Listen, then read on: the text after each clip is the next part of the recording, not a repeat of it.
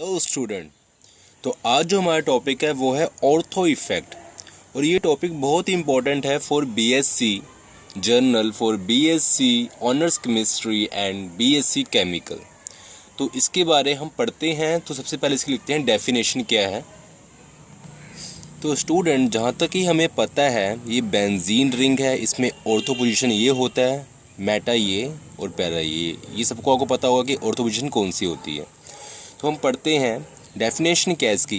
When any substituent, that is any substituent like electron donating group and electron withdrawing group at ortho position of benzoic acid, then the acidity of the benzoic acid increased. अगर हम कोई भी substituent, चाहे वो electron donating group हो and electron withdrawing group हो, अगर हम उसको हम ऑर्थो पोजीशन पे लगाएंगे बेंजोइक एसिड के, तो उसकी जो क्या है एसिडिक नेचर है, एसिड बेंजोइक एसिड की जो एसिडिटी है, एसिडिक नेचर है, वो इंक्रीज होएगी अपने आप। ठीक है ना। तो हम पढ़ते हैं कि कौन से होते हैं हमारे।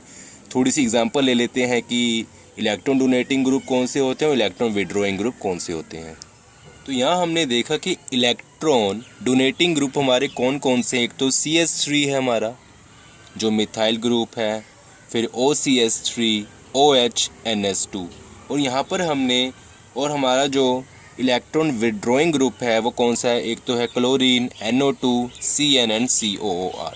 जो हमने पिछले क्लासेस में जो हमने लिए हैं electron withdrawing group and electron donating group, वो हमारे एक तो ये रहा CH3, एक हमने ये यूज़ किया है और एक हमने ये यूज़ किया है। तो इसके बेस पे ही हम इसको ऑर्थो इफेक्ट को समझेंगे और इसका देखेंगे कि क्यों होता है ऑर्थो इफेक्ट। जो ऑर्थो पोजीशन पे कोई भी सब्स्टिट्यूएंट लगा हो तो क्यों इसकी एसिडिटी बढ़ जाती है, और कुछ एग्जांपल देखेंगे।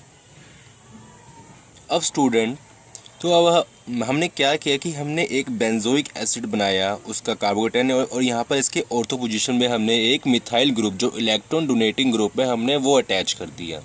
जब हमने वो अटैच किया तो हमें पता है जो मिथाइल ग्रुप का क्या होता है, प्लस आई इफेक्ट। जो कोई इलेक्ट्रॉन डोनेटिंग ग्रुप है वो अपना जो इलेक्ट्रॉन है वो बेंजीन रिंग, या फिर हम कह सकते हैं कि बेंजोइक एसिड को अपना वो जो इलेक्ट्रॉन है वो डोनेट करेगा।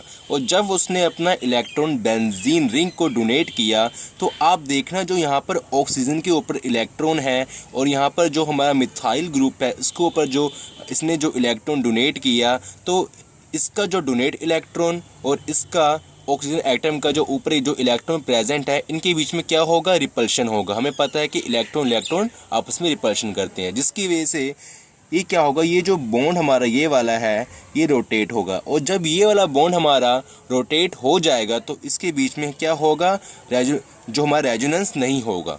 ठीक है ना, रेजोनेंस नहीं होगा। तो इससे क्या हुआ कि हमारा कोई लॉस नहीं हुआ। अगर रेजोनेंस नहीं हुआ, हमारा लॉस नहीं हुआ, क्योंकि यहाँ पर अब रेजोनेंस नहीं होगा बेंजीन रिंग के साथ इस कार्बोकेटाइन का। तो रेजोनेंस एक्चुअली कहाँ होगा, रेजोनेंस जो होगा सिर्फ हमारा इस पोर्शन में होगा।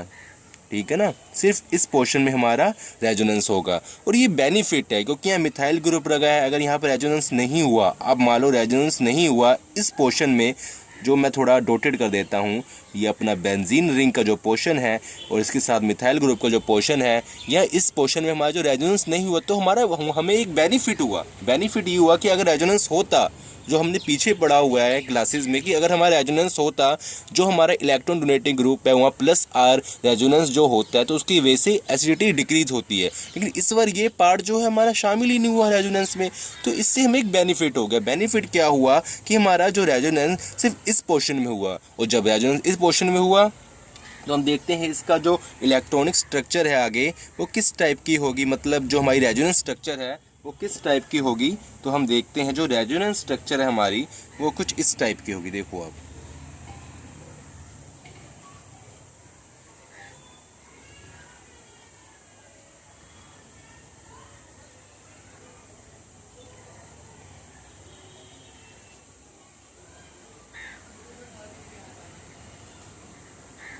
ओके। तो क्या हुआ, जो हमारा पोर्शन जो आया है, ये हमारा जो कंपाउंड बना है, ये बहुत एसिडिक है, बहुत ज़्यादा एसिडिक है। ओके। और ये हमारा जो आम बेंजोइक एसिड है उससे भी ज़्यादा एसिडिक है। तो इसके बारे में हम कुछ इसकी एग्जाम्पल पढ़ते हैं आगे, तो आप वो देखना।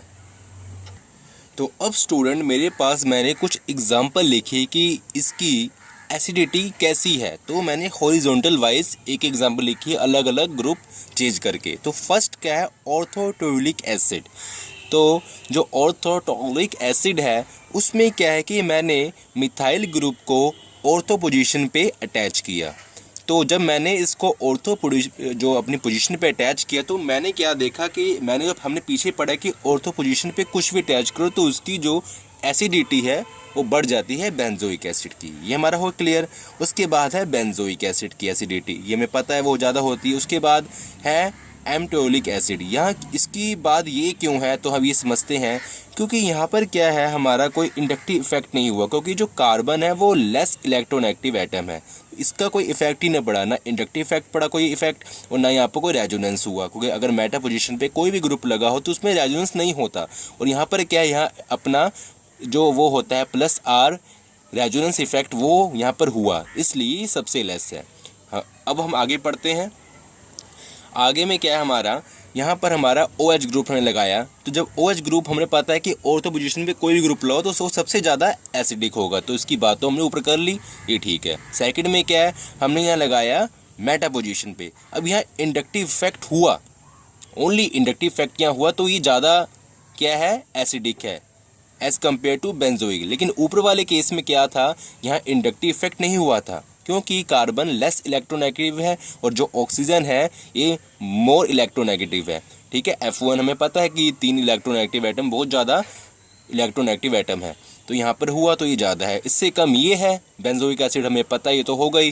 और सबसे कम क्या, पैरा है, क्योंकि यहाँ इंडक्टिव इफेक्ट भी हुआ और यहाँ पर हमारा जो है नहीं प्लस आर रेजोनेंस इफेक्ट वो भी हुआ, तो ये सबसे लेस हो जाता है। अब आगे पढ़ते हैं। लास्ट जो हमारी एग्जांपल है वो है ऑर्थोनाइट्रोबेंजोइक एसिड। तो अगर हमने जो हमारा ऑर्थो पोजीशन पे कोई भी ग्रुप हो तो हमें पता है वो ज़्यादा होगा।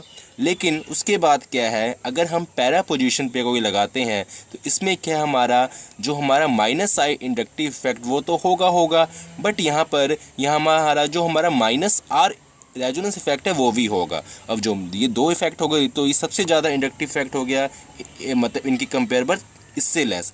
थर्ड में क्या हमारा मेटा पोजीशन पे, तो यहाँ पर क्या होगा, माइनस आई इंडक्टिव इफेक्ट होगा, तो ये ज़्यादा है। और लास्ट में हमारा सिंपल बेंजोइक एसिड। तो दोस्तों मुझे लगा होगा कि आपको मेरा ये लेक्चर समझ आया होगा। अगर आपको मेरा ये लेक्चर समझ आया हो और आपको पसंद आया हो तो आप प्लीज़ इसको लाइक शेयर एंड सब्सक्राइब जरूर कीजिएगा अपने कॉलेज फ्रेंड्स से, अपने स्कूल फ्रेंड्स से। तो if you in good mood please like share and subscribe my channel. और मैं एक बात और भी कह दूं, आपको कोई भी क्यूरी हो मेरे इस वीडियो से रिलेटेड, कोई भी प्रॉब्लम हो, कुछ आपको समझ नहीं आया हो, तो आप मुझे कमेंट कर सकते हो। Okay, thank you so much इस वीडियो को देखने के लिए। खुदा हाफिज़, गुड बाय।